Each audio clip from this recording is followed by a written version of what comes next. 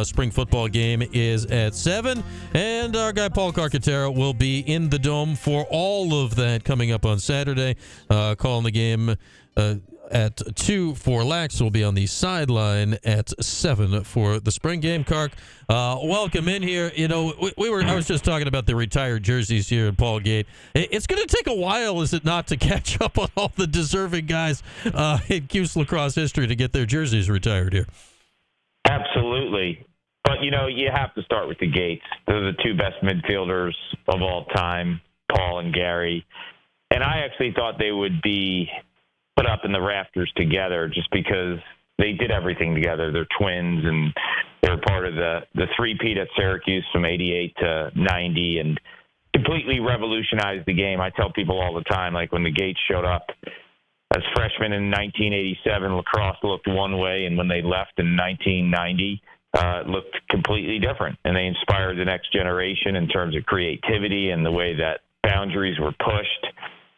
So I think if you have those two up there, you have Mikey Powell's up there, we're good for now, and I guess everyone else can fight, scratch, and claw to get theirs up there. The cool thing about Paul Gates, number 19, is I hope they don't put his name on the jersey. Just keep it at 19. I can convince my kids that's my jersey because I wore 19. There you go. Like, the 22s are one thing, but yeah, if you're hanging on to somebody else's number, you might just crop it out of the photos, Carc, and you'll be good when they put it up there.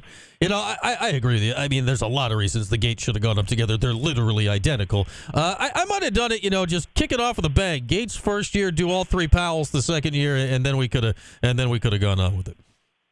That would have worked as well. Casey Powell's isn't up there yet, nor is Ryan's, and, both national players of the year, national champions. But there's a lot of those, and I hate to say it, but, what about, the Roy Colseys of the world and the Dom Finns and, not to mention the John Galloways. There's so many legendary players that have been through the program. I think putting a jersey up in the rafters is, it's for the select all-time greats. I mean, we're talking, in my mind, maybe 3 of the top 5 offensive players that ever lived that played the game, and Gary, Paul, and Mikey Powell. The best 2 midfielders I've ever seen in 40 years of me watching lacrosse for the Gate brothers. The best attackman I've ever seen with my own eyes was Mikey Powell. So those 3 deserve to be up there unequivocally. Yeah, I was just talking about this during the break with our chat. Like, Lyle Thompson's the best going right now, right? And he's unbelievable. Like, he can do anything he wants. And I'll say I didn't see Gary and Paul play live back then, but I saw Mike's whole career. Like, I still to this day have not seen somebody since Mike Powell that could hold. Like, Lyle's great, but I haven't seen anyone that I'd put in Mike Powell's stratosphere for anything like this. No, and I think it was the quickness. I mean, the creativity of Lyle Thompson is ridiculous. His body control, his balance, his stick skills, otherworldly. But Mike Powell's quickness was something that, you see from like an Allen Iverson or a slot receiver in the NFL. It's frightening. And he had 2 hands, too. He played with his right and his left. He's ambidextrous, so he just had double the real estate to work off of. And I'm going to be honest with you, 2004, they win a national title, Mike's senior year. Sean Lindsay had a great senior year. So did Steve Malone. But it's not like he was playing with other all-time greats, right? Like Mike Powell was the type of guy, when you played against Syracuse during his years, like you slid to him when he got off the school bus, right? Like they knew he was going to be the guy, and he still figured it out. And I thought one of the greatest performances I've ever seen him play, we were in the semifinals against Johns Hopkins, and Hopkins decided to do anything they could to stop Mike Powell as a goal scorer. And this was after Hopkins blowtorched Syracuse in the regular season. So they had the rematch in the semifinals at the Final Four down in Baltimore. They stopped him as a goal scorer, and it was like a skip passing clinic. I think he had 5 or 6 assists, and guys that the lacrosse world hadn't heard of, like Kevin Doherty, were pinging corners left and right. So, like, he made every single guy around him better. No, absolutely. Just a memorable weekend and knocking off Navy in the title game. We could go down these things all time with all these players, but on Paul Gates specifically, like, we talk about Gary a lot, greatest of all time, well deserved. We talk about the Gate brothers in tandem a lot, right? What was it to you that made Paul such a special player? I think Paul was probably a better passer than Gary. Gary's known for some of his theatrics and, the air gates, and people don't know, but Paul pulled off an air gate as well. Yeah, I had never seen that before last. I don't know where I was. I saw that for the first time. Like, wow, it was a carbon copy of Gary. Yeah, so I felt like he was probably a slightly better passer than Gary. Gary was probably a better dodger and goal scorer. But the funny thing is, they could flip the script easily. Like in the semifinals in 1989, when Syracuse played Johns Hopkins, Dave Petromala was on Gary Gate, so he kind of, blanketed him a little bit. He still scored 2 goals in that game.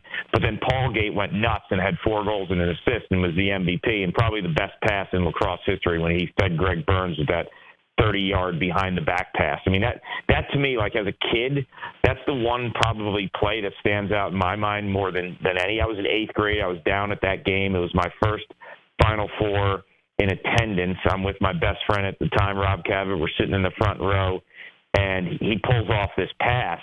And I just remember, like, the swagger of Syracuse and the way that those guys played. We both walked out of Final Four weekend and be like, man, we got to get to Cuse one way or another. And that was the type of impact that those guys had because they played in such a different era. Like lacrosse wasn't played like it is now back then, but they pushed the boundaries and they made it what it is today in terms of the creativity and the trick shots. And, all this stuff is functional too, Brian. It's not like they're hot dogging and it's not functional. A lot of times it creates a better angle. There's deception involved. So, they completely inspired me, and I wanted to play for a guy like Roy Simmons because there was no handcuffs on an offensive player. So I just think that Paul Gates' skill set was just so unbelievable in terms of just the way that he passed with just accuracy and a flair.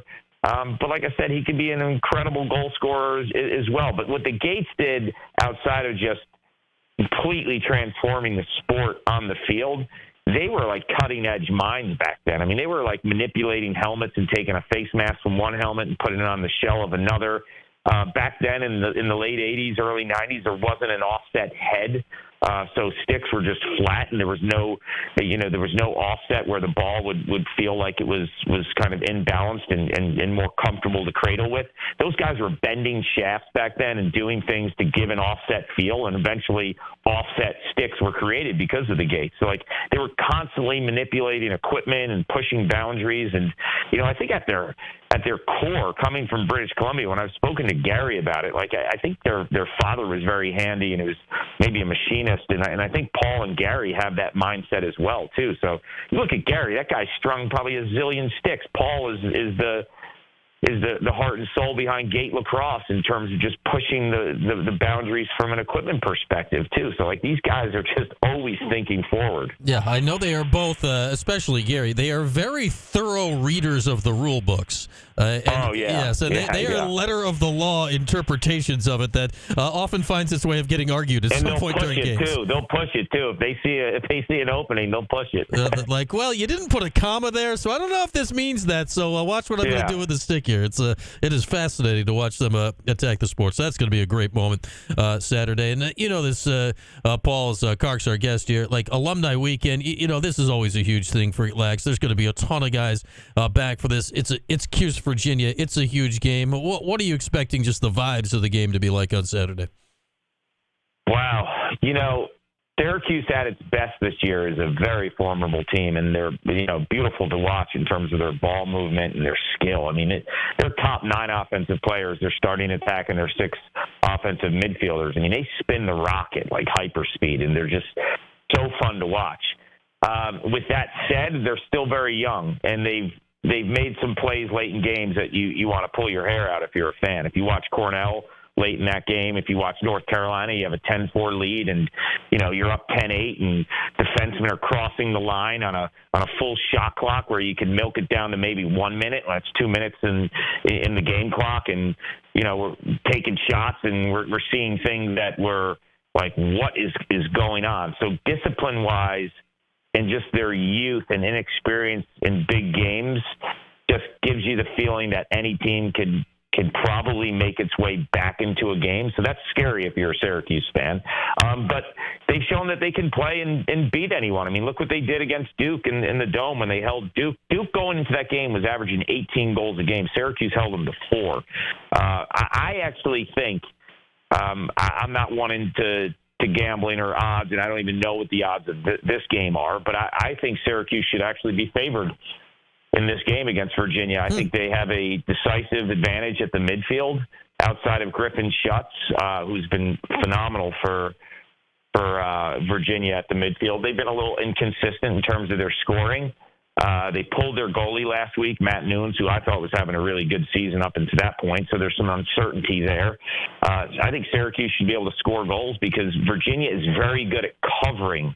They have a 6'7", a 6'6", and a 6'5" starting defender. I mean, they call them Jurassic Park, and they're so long. They can cover you one-on-one, but they've shown some flaws in terms of off-ball play, and that's Syracuse's strength. Moving the ball, they don't really pull guys out and beat people one-on-one. They beat you by, some deception and ball movement. So I think they match up pretty good on that front. So I'm expecting a super tight game. With all that said, and bringing the high qualities of Syracuse and some question marks in Virginia, at the end of the day, Virginia still has Conor Shellenberger. He's the best player in the school history, in my mind. He'll be the school's first 4-time first-team All-American ever to play at Virginia, and he did it as a midfielder and an attackman. He is lethal. He's a quarterback. He's selfless. He gets everyone involved. So when the ball gets to him, I think the key thing and what's critical in this contest is how does Syracuse play the pick game? Because they send a lot of picks to Shellenberger. I personally think Billy Dwan should be on Shellenberger because he plays the pick game probably the best of any of the defenders, and he's having a fantastic year. But that's going to be critical. Like, how does Syracuse defend the pick? Just like in basketball, a heavy picking team, and they bring those picks at different spots, and they put a lot of pressure on opposing teams. And if you stop Shellenberger as a goal scorer, he passes, and he's got Peyton Cormier, who's the all-time leading goal scorer in school history. He parks himself in front of the cage, and you can finish anything. So they're scary offensively at the attack. Yeah, Cormier has just been a fantastic crease guy for years. That is a mouthful, man. Shellenberger, best player in Virginia history, especially. I believe you. Yeah, I mean, how could you argue that, though? He's going to be the first 4-time first-team All-American. No other player has been a first-team All-American 4 times at the school. He's a national champion. As a freshman, he was a first-team All-American as a midfielder, not even his normal position, and he was the championship weekend MVP as a freshman when they won a title. Yep. And he's the school's all-time leading scorer, point-wise. So, you really don't have a leg to stand on if you want to argue that he's not the best. Yeah, you're probably right. I just hadn't considered. I mean, they just have so many guys. You don't think about it, and you're like, wow. I mean, he's special. And everyone points, it's the COVID year, this, that, and the other thing. Out of the top 5 scorers, he broke the record in less games than every other player. So I'm a points per game type of person because, if you have the COVID year and you get another extra 20 games, are you really the school's all-time leading goal scorer or point scorer if you beat someone who you played 20 more games over and, you had 2 goals? That's to be contested, but he did it in less games. All right, tell me about the next guy up here at Virginia, McKay Millan. I mean, obviously his dad's a great player. Now he's here now, number 1 recruit. Stats look nice. So what kind of game should we look for from him on Saturday? Virginia's always had a great way of finding the next guy before he has to be next now, and what I mean by that is Matt Moore played with Michael Krause, and then it became Matt Moore's show, and then Conor Shellenberger came, and now Conor Shellenberger's the guy, and McKay Millan. So they almost have a 2-quarterback system. Make no mistake about it. Shellenberger's the true quarterback and leader of this team, but McKay Millan will be that next quarterback for Virginia, and he's learning behind an all-time great. And, Conor Shellenberger learned and was acclimated behind Matt Moore. So they always have 2 alphas at attack, guys who can carry the ball, can distribute, get teammates involved, can beat you off the dodge. He kind of fits that bill. He started off the season with 5 goals against Michigan. He's a very, very highly skilled player. He's two-handed. He reminds you a little bit like Shellenberger, but obviously he has to get the experience. He had a rough outing against Duke last week. Duke really shut him down, I think put him in a spot where he was turning the ball over, maybe a couple ill-advised shots. So I expect him to come back. Probably watch film all week. He's a really bright young lacrosse player. You're going to get his best play. Yeah, it's just they always have three-stud attackmen. It's just every year they always got somebody. All right, Carc. So it feels like it's Cuse, Virginia. It's always a coin flip of a game, even if it turns not into one when the game plays out. It's just the way it's been for 30 years now. So let's say Virginia wins this game. Syracuse goes to the ACC tournament. That could be Notre Dame. That's not easy. These next two games are going to be hard regardless. So it's possible the Orange lose the next two. Is the resume good enough regardless at this point, or are there still potential worries about making the tournament depending on how things shake out?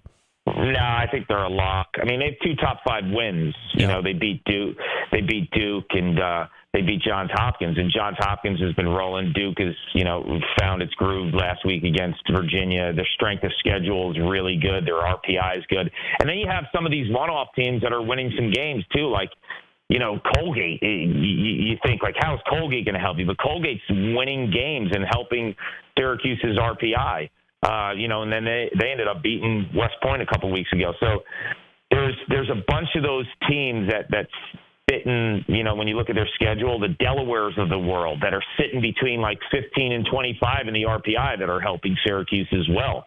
I think they're safe. I don't think, you don't want to go into these next 2 games thinking you don't have to win, because you saw what happened to Duke and Notre Dame a couple of years ago. Everyone thought Notre Dame and Duke could be a 4 and a 5 and they don't make the tournament. I think Syracuse is safe. That as long as Duke doesn't go down the tank and Hopkins doesn't go down the tank, if Hopkins continues to win and Duke continues to win, I think Syracuse is safe.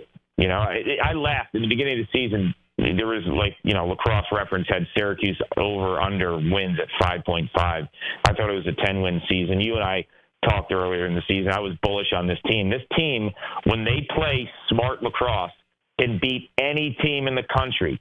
They play knucklehead lacrosse sometimes late in games, and you've seen it with your own eyes where you're like, what are they doing? Are they inviting this team into this game in the fourth quarter? That's what you see sometimes. You saw it against Cornell, you saw it against North Carolina. So they are inexperienced.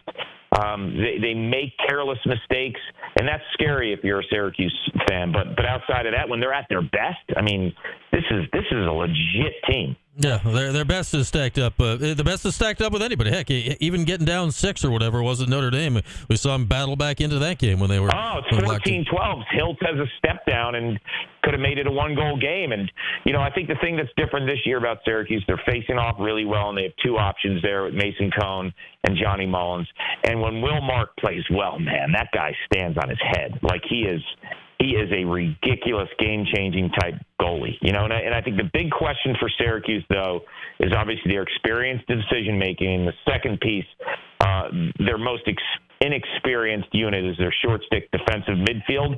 Those are the guys that get picked on. They're like corners on an island playing one-on-one in football, and teams are going to attack them. And they've had a lot of injuries there. They're inexperienced, and that's a group and a unit. When you look at national championship teams, those units are typically locked down. So that's an area of concern, I think, as you head into May. You said the word football, and we do have breaking Fran Brown recruiting news, as we do almost every day. What's that? I was on a Zoom with him yesterday. That guy's convincing, man.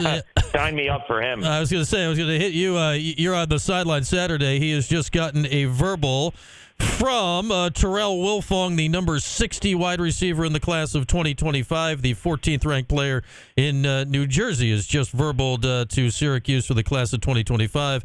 Offers Penn State, Maryland, Tennessee, Vanderbilt, Boston College, Cal, West Virginia, Pitt, and more. So another nice grab for Fran. But you'll be in the presence of Fran down on the sideline Saturday. Carc, what are you expecting out of this spring game and just hanging out in the current vibe of Syracuse football here? I'm super excited. When I knew there was a doubleheader, I actually made myself available for it. I think with Fran Brown, that's so intriguing is how real he is. There's no filter with him. He just keeps it real. I was on a Zoom with him yesterday, and just his conviction and his confidence, and he doesn't seem to have all the answers. He keeps it like it's completely real, and he's honest with you. there's certain things that I think we're gonna see come game day in the fall in terms of just their units and their offense and their defense schematically, but in terms of recruiting, in terms of galvanizing a group.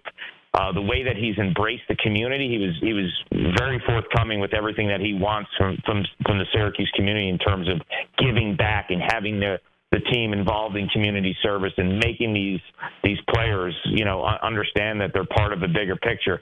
I think he's an amazing man. I think that it's no surprise that he was rated. What was he rated? Top 1, 2, or 3 recruiter in the country when he was at Georgia. Yeah, it's just number 1 last year. If that's anything. And then people would say, "Oh, it's Georgia. It's easy to get guys."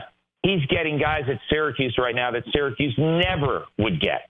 So I mean, he is an unbelievable connector of people. I think that he inspires young athletes, and you look at it now. When I first heard Fran Brown's going to be the head coach at Syracuse, I had to ask, who's Fran Brown? And then you start listening to him, and you start reading about him, and you start talking to other people about him, and then you talk to him yourself. It's like, I get it. I understand why he's able to connect with the youth of America right now. He understands. He understands the vibe. His staff is young. It's energetic. I mean, if you're a Syracuse football fan, how pumped are you right now?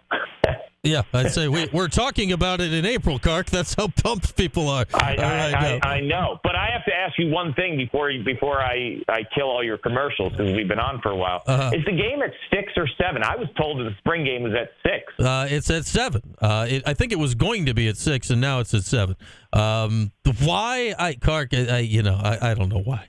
Parking, I don't know. So you're gonna have to. You're just there all day. You're gonna show up at noon. You're there all day long. I think is. I am. Maybe there's a Paul Gate reception after the game. Maybe I'll sneak in and see some of the lads. There you go. You can at least get a little late lunch or something out of it. So there we go. Exactly. All right, Kark. Enjoy Saturday. Always good to chat, my friend. Thank you so much. Be well. There he is. Care. Paul Carcaterra. He will be at the Dome literally all day on Saturday. Kark knows the right people to get in that Paul Gate room. Yeah, he knows the people. He knows them. He wore his number. That's got to be good. That's like, hi, I also wore number 19. May I please come in and have a sandwich? That should be good enough, right?